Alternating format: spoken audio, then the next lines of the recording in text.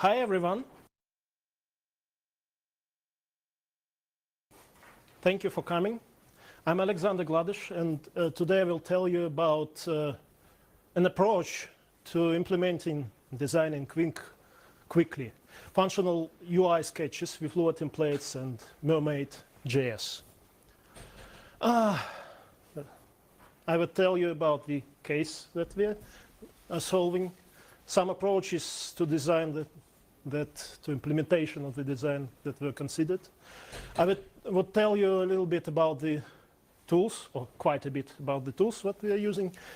And after conclusion, I hope that there will be some time for questions. Well, I'm a programmer in my background. I'm with Lua since 2005, I believe. It's my favorite programming language. And but alas, I'm mainly doing management work now. And the case I will be talking in this, talk, is a huge professional enterprise application for civil aviation. The civil aviation domain is really, really huge. Its informatization started, I believe, in 1930s. And it got piled up, and there's lots of legacy that's still used. So it's a huge domain. And our task is to, renovate, so to say, 20 years old Windows application, which is still developed, still being in use. But, it's about the lifetime cycle in the aviation is about 20 years, or maybe 25. So it's time to replace it. So we are implementing, developing a modern single-page web application instead. Like I said, the product is huge. So there's not a single person, I think, anywhere, which is able to fit it in his head alone. So it's a team effort. There are technology experts which know the technology deeply.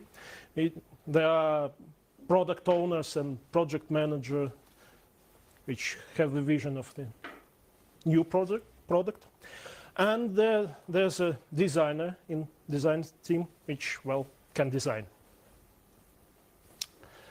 So the application consists of set of screens, a large set. I think in the end it would be about 100 or maybe more. If it would be a web page, I would say that not screens but pages, but right here we call it screens. And each screen can be dedicated to an object or collection of objects or to some process. For example, I don't know, the list of flights and the one individual flight itself to be configured in the airline schedule.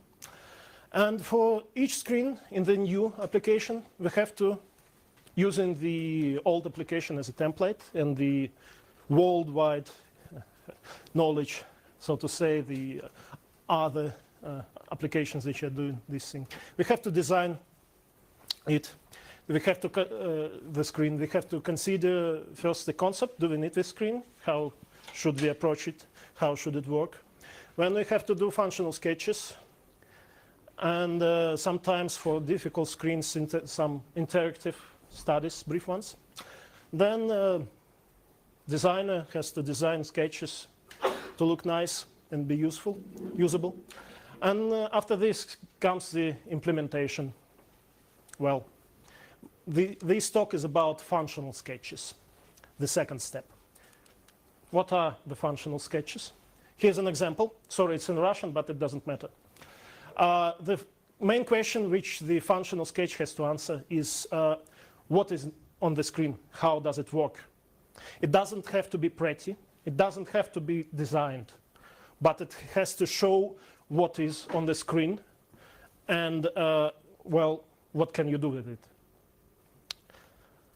So that's just one example. And when design sketch, since main questions are already answered, answers the question, how does it look?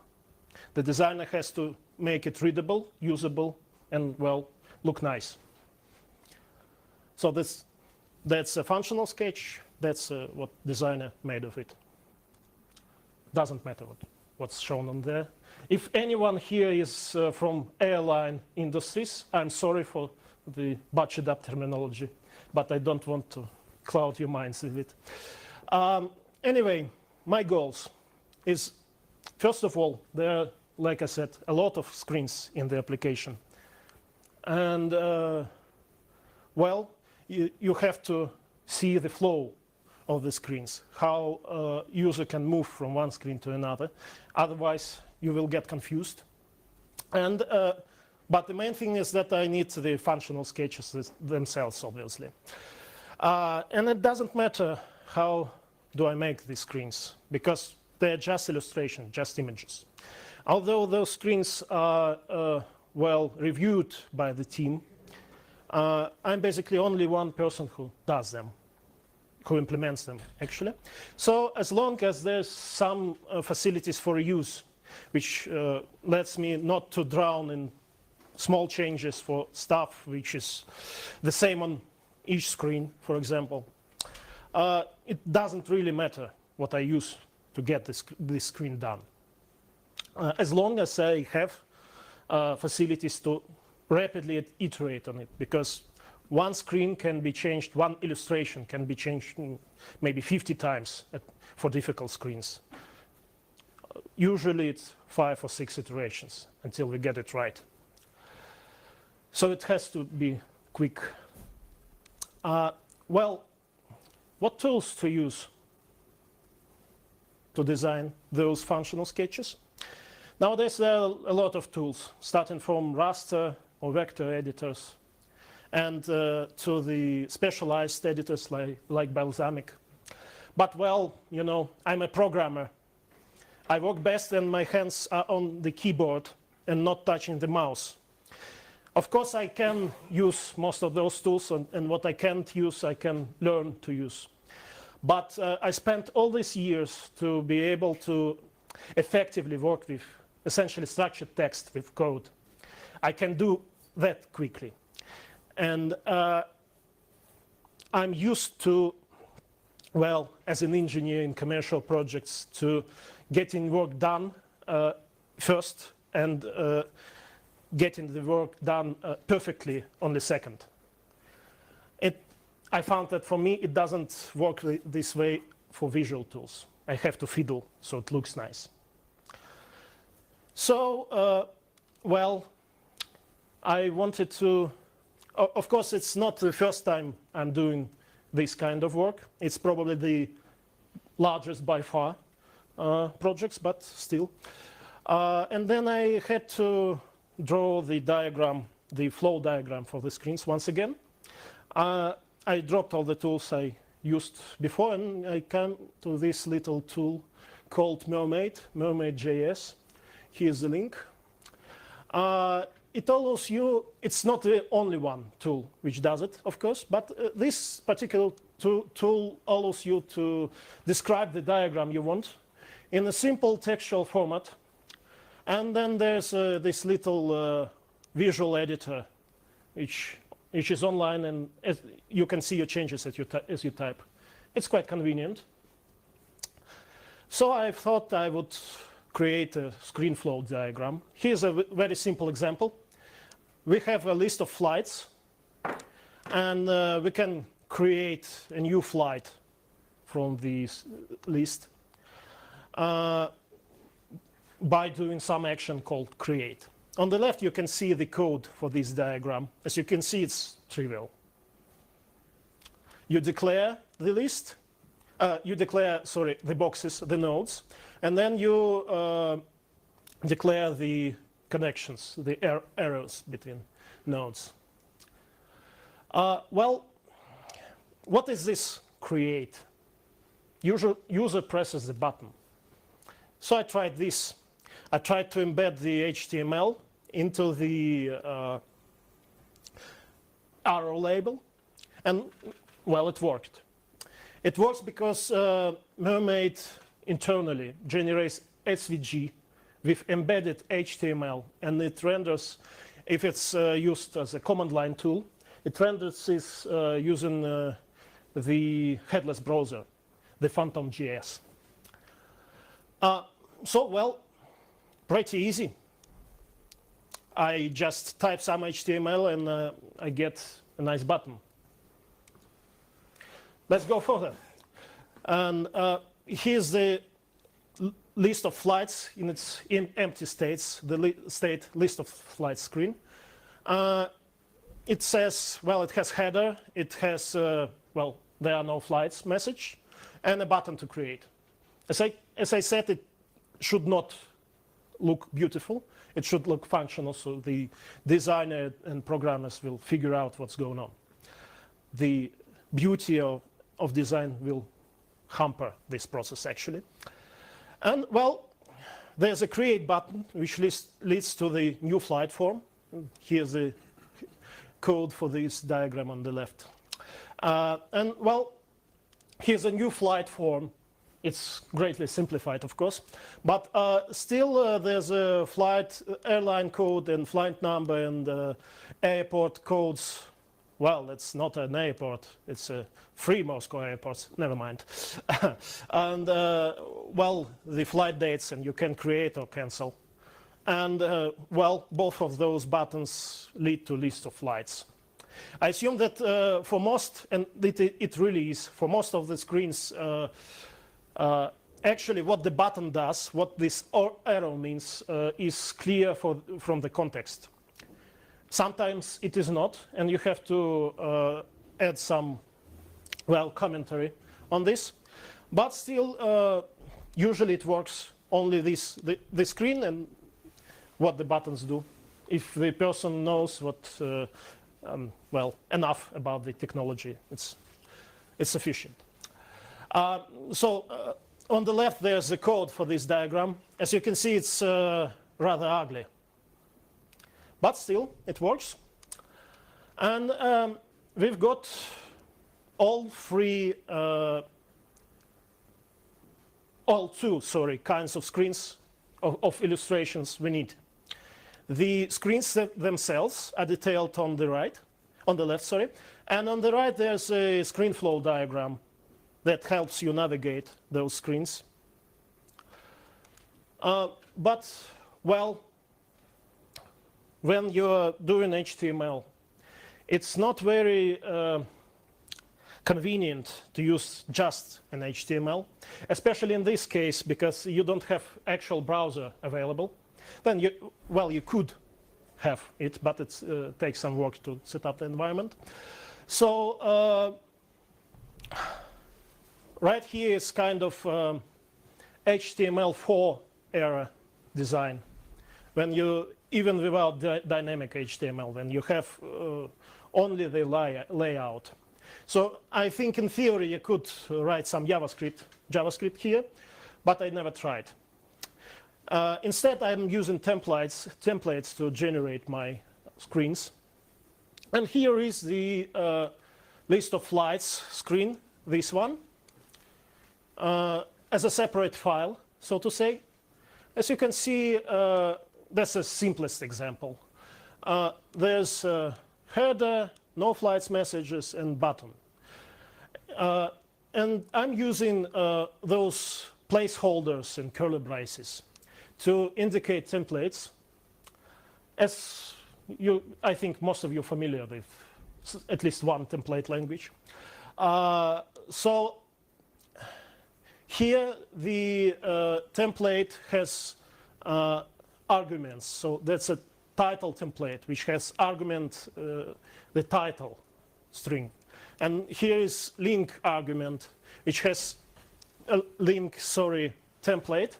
I will call them actually not templates but helpers after the handlebars template engine. So we have title helper and link helper. And a link helper has one argument is the screen name, which links targets to, points to, and then the link body itself. As you can see, I'm not adding any kind of layout here. I could, for example, move this bold markup inside the title template. But since those two templates, two helpers are so basic, I don't want to do this. I don't want to change anything because otherwise, I don't want to have side effects, I mean, because otherwise it would be harder at the later point to refactor this thing. So all that those should say to the template system is that for this bunch of template code, the title is list of flights. And this button leads to the new screens. Actually, not button, but this whatever piece of text there will be in the result in HTML. This code results to exactly this screen. Nothing is changed visually. So here's the new flight form, which is exactly the same. We'll not read it out loud. So like I said, we have two basic helpers, title and link. Here and here is the format for those helpers. Like you see, the title text takes text as a single argument, and this argument goes until the end of the argument string. So this space is ignored. And not ignored, but put inside the argument. And the link here has two arguments. One is word, as defined by a continuous set of non-continuous list, sorry, of non-space characters. So this is the screen. And then everything to the end is body. Okay, so let's try to define those two helpers. I introduced the, actually that's the only, I believe, single one helper which has to be defined by the system. It is defined, which lets you to define the other helpers. So you define the helpers right in the body of your templates, basically. And they define text the symbol, like the name of the helper, as the first argument. Then there's a table, Lua, finally. Lua table of arguments. Here it is. And then there's the code of the template. What does it mean? Well, here you can see the definitions for simplest possible implementations of title and link, which just leave the layout unchanged and don't do anything. And here the code is, well, Lua string, not the code, which contains the variable name, the argument name from the template.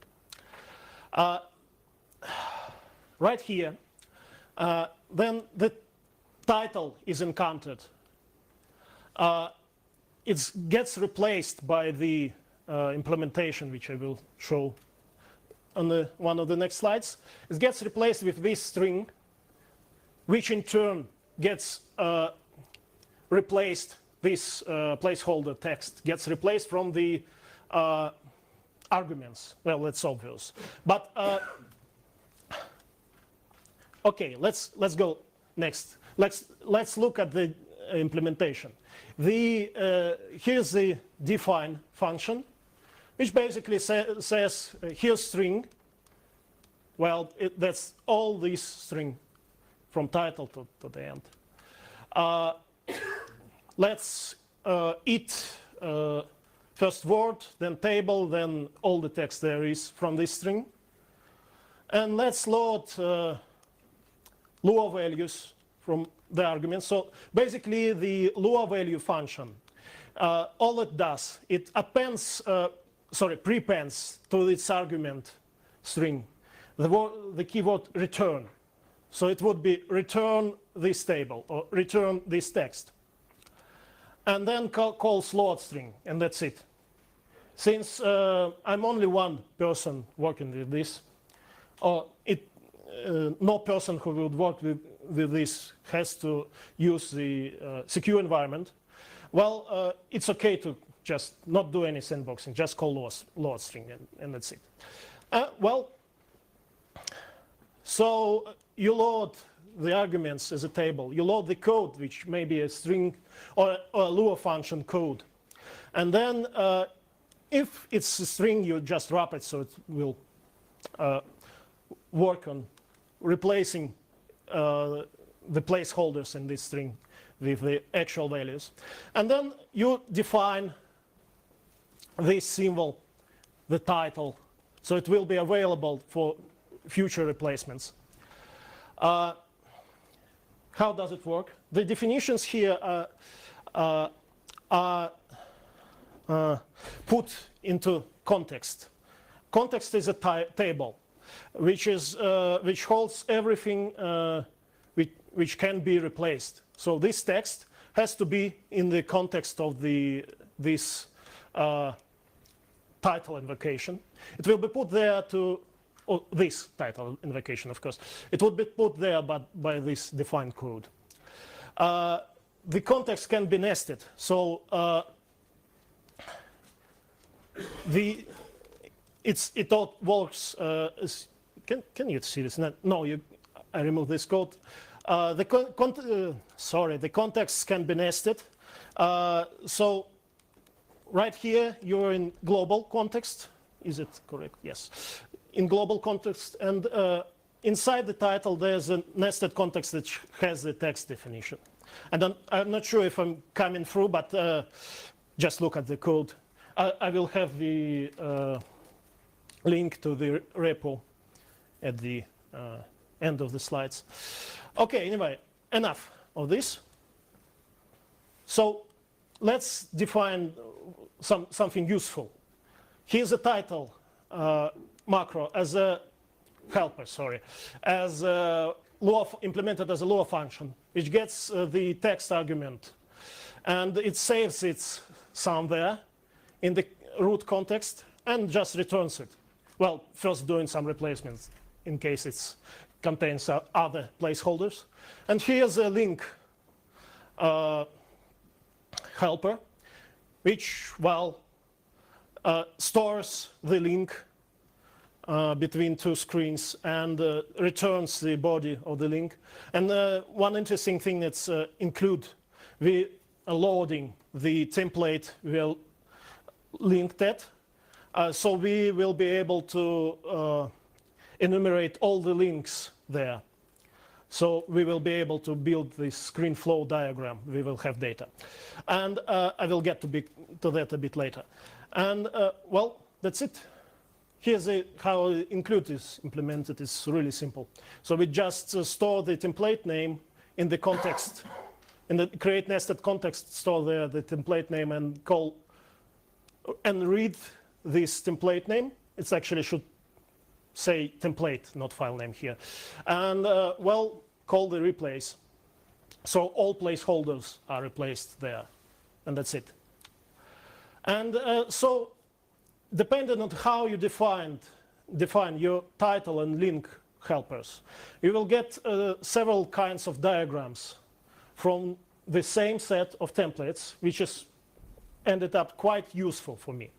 So from the same set of templates, I'm getting the outline diagram, which has only screen titles and arrows. And from the same set of templates, I'm getting a close-up diagram, which we have seen earlier, the screen itself with little arrows pointing to other screens. And also I can get a printable diagram, which has no arrows, but only text content, screen content, sorry. Well, so that's useful. And for me, this is the main feature of this template engine, and the reason actually I went implemented it on my own. So more useful helpers. Here's a comment which does nothing and just eats its argument. Here's a horizontal ruler, HTML, which I found useful to separate blocks of templates.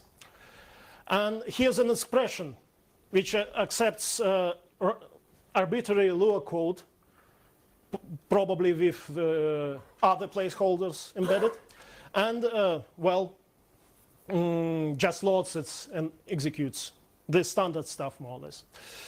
Okay, so here's another helper, Viv, which is really useful. It allows me to disable or enable parts of the sorry, it's Viv, not them. Viv allows me to define my own context. For example, when used in conjunction with then helper, which renders its body only when the symbol is defined in context.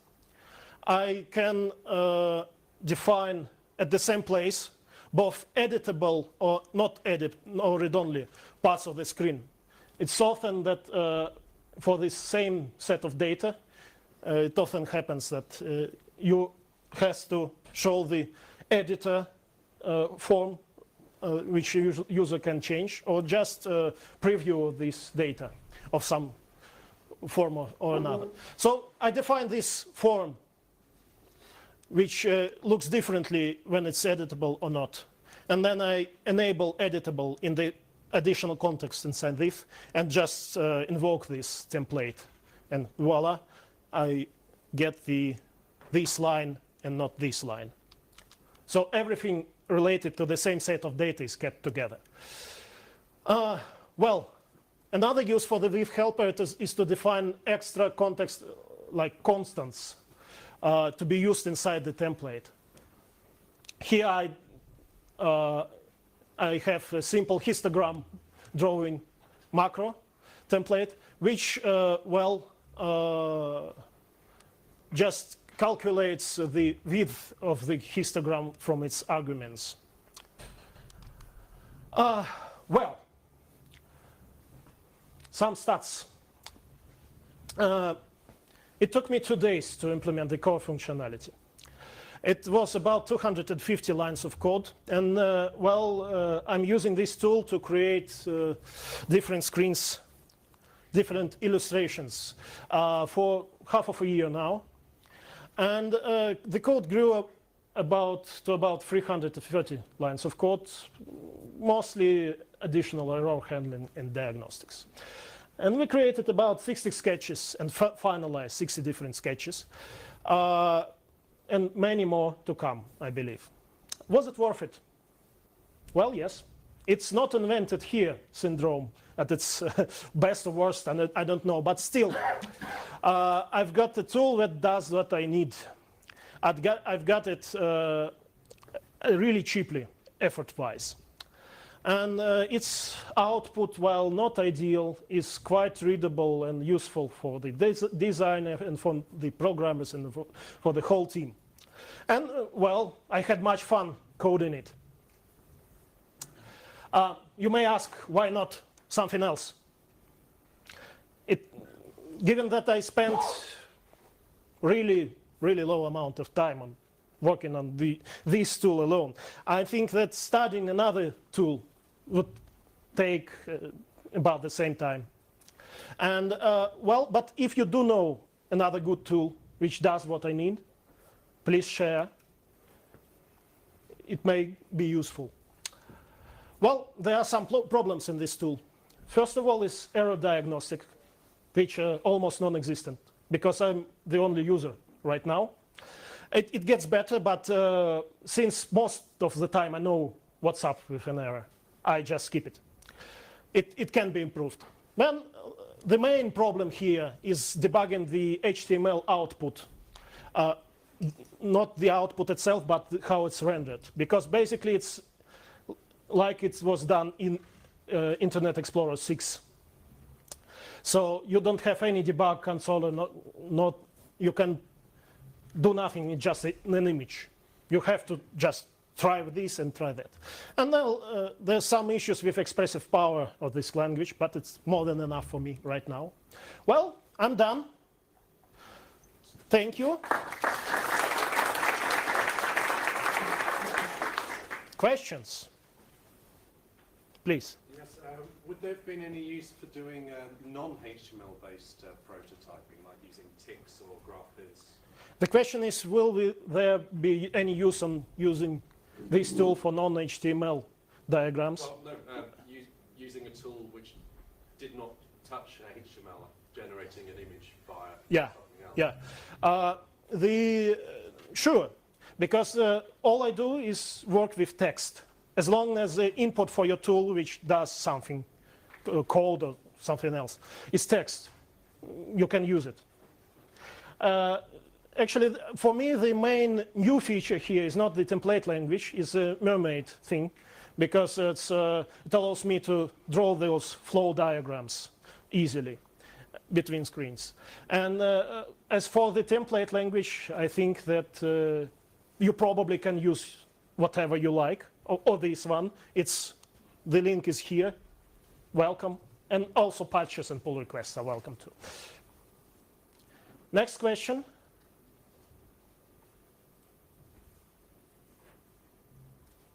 So a round of applause. And, Thank you. Thank you.